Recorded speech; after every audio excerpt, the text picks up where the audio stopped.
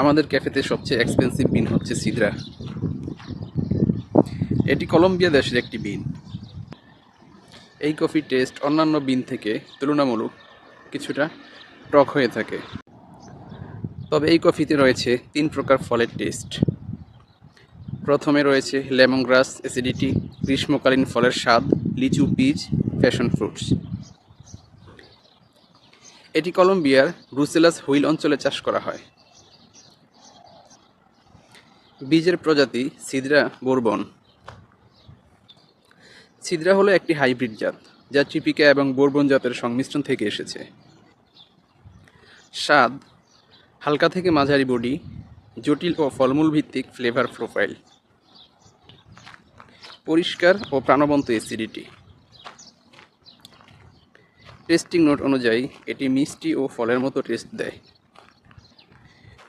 এটি মূলত speciality coffee প্রেমীদের জন্য উপযুক্ত,